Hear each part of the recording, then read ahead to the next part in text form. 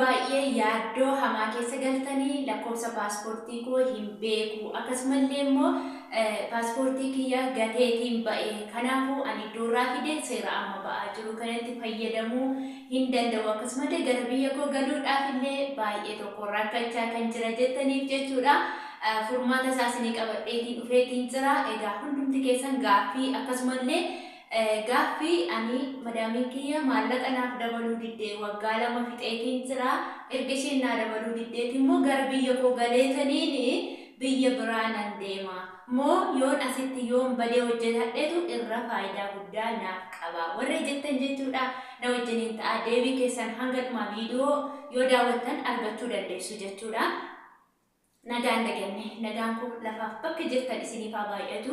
Hordoftootaa fi jaallatamtoota kabajamtoota maamiloota kiyya egaa jechuudha guyyaa har'aa viidiyoo ajaa'iba viidiyoo bareedaa kan isiniif qabadhee dhufe jechuudha. Hanga dhumaa na wajjiniin ta'a. Warri mana koof haaraa taatan like share subscribe godha.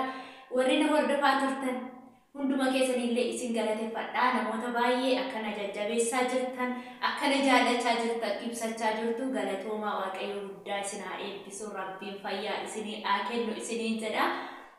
Kanatti aansuun jechuudha viidiyoon guyyaa har'aa namoota baay'ee ilaallachuu danda'a. Biyya kamiyyuu jiraadhu viidiyoon kun isin ilaallachuu danda'a jechuudha. Egaa innis maal yoo jettaniif gaafa mana madaamirraa baddan haalli adda addaa isinii mijachuudhaaf baatee gara mana madaamirraa gara hojii dhuunfaa keessanii deemtanii hojjetachuudhaaf mana madaamirraa baddan haalli adda addaa kan isinii ta'uudhaan didee mana madaamirraa baatan jirtu jechuudha. Kanaaf yeroo baatan immoo akkuma beekamu paaspoortiin nama oofama paaspoortiin hin beektanii iqaamaa keessanillee hin beektanii. Kanaaf waan gootan waan abdaniif warreen lubbuutti isinitti dhufte jirtu gattanii ishee baddu jechuudha. Ammoo namoonni baay'een kooddii paaspoortii keessanii kan hin beekne jirtu jechuudha. Kooddii paaspoortii keessanii. Kooddii paaspoortii kee hin beektu taanaan immoo paaspoortii haaraa baafachuudhaaf baay'ee ulfaataadha jechuudha. Kanaaf maal goonaree namni kooddii paaspoortii kee hin beekne dhaggeeffadhaa tosha. Kooddii paaspoortii kee hin beekne gattee baddee jirtu akkasumas immoo baduudhaaf karoora qabdu yoon badee paaspoortii kiyya kooddii isaa hin beeku warri jettan jechuudha. Kooddii paaspoortii keessanii akkaataa itti baruu dandeessan yookiin immoo akkaataa isin kooddii paaspoortii keessanii itti baafachuu dandeessan waan inni isin barbaachisu tokkoffaa suuraa shoortii akka kanaaf hiree tokko jechuudha. Suura koo asumarraa suuraa yeroo durbaa godhe yeroo Saudii dhufe. Isa bareedu dhugaa gooftaa dur hin bareedu ani bareedduun ture wallahi dhugaa gooftaa otoo shakaalaan ta'in yaadu. Otoo shakaalaan ta'in ture akkasiin bareeda ture wallahi ijuma keessa durraa dambifadha. Innaa akka kanaa tokko jechuudha. Akka kanaa tokko isin barbaachisa. Inni kun immoo akkamitti baafachuu dandeessu kana gaan argitu suuraan akka kanatti tokko ta'e. Akka kanaatti qophaa'aa jechuudha. Kanaaf maal isin barbaachisaa suuraa akka kanaa tokko naannoo itti alattan maqaa abbaa keessanii hanga akaakilee keessanii akaakayyuu abaluu ebelii obelii maqaa haadha keessanii hanga akaakayyuu akkasitti maqaa naannoo itti alattan sana jechuudha ni himattu. Lakkoofsa ani asirra isinii kaa'uun dawwalattanii isinii baasee manatti dhufe jechuudha. Isin harkaa fuudhuu manatti isi WhatsAppii an suura erguu fi dandeessu suura akka kanaa shoortii WhatsAppii an ergituu fi baasee qopheessee adireesii isaan akka kanaa isinii baasa mattaawaqaa yookiin immoo ID adireesii jechuudha. ID adireesii yoo isinii baafame waraqaa eenyummaa isinii baafama. Waraqaa eenyummaa keessan qabattee imbaasii deemtee paaspoortii kee harka keetti qabattee galta isaan booda iqaamaa kee hojjechiifattee fataa jettee ejjetachuu ni dandeessa baatee galuu jechuudha. Akkasuma immoo jechuudha namoonni bahaararra dhuftanii otoo biyyatti basumaa hin godhin yookiin ashaaraa otoo hin godhin biyya kamiyyuu yoo lixxan paaspoortii baafachuu hin dandeessan. Sababiin isaa namni tokko paaspoortii baafachuu kan danda'u harki isaa ashaaraa yoo qabaate. Ashaaraa yookiin gaafa biyya Arabaa deemtu ashaaraa asitti sin goota biyyattis gootee dhufta ashaaraa hin qabdu taanaan paaspoortii baafachuu hin dandeessu.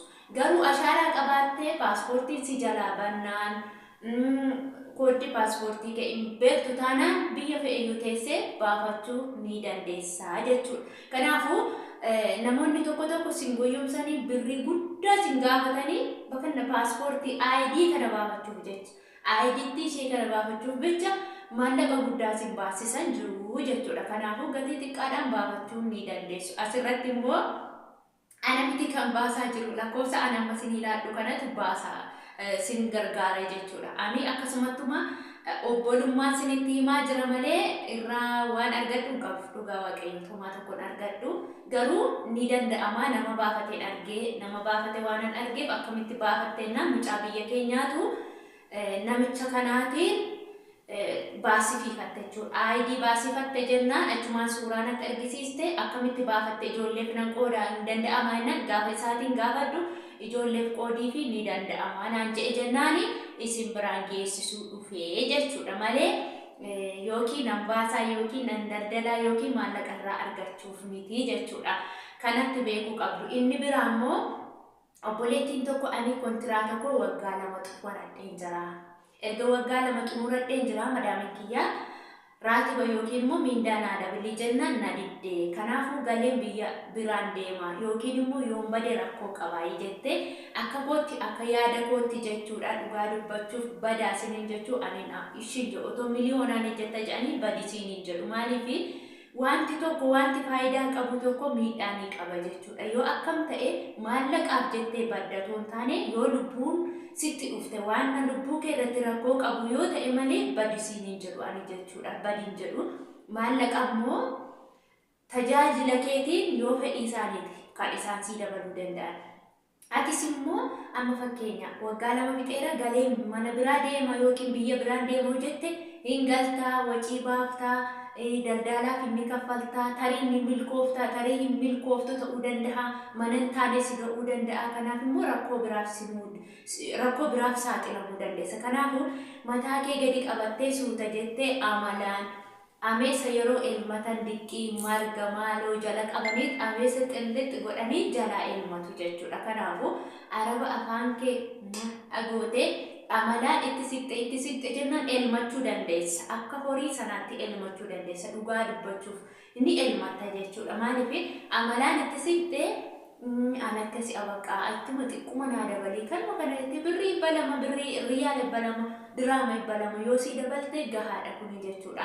Ansaanii nyaattee ansaanii dhugdee ansaanii uffattee sammuu kee nagaa jiraattee fayyaatiin yoo hojjetatte dhugaa dubbachuuf anaan akka kootti jechuudha. Baay'ina maallaqaa otoo hin taane tokkoffaa ati yoo nagaa taatedha.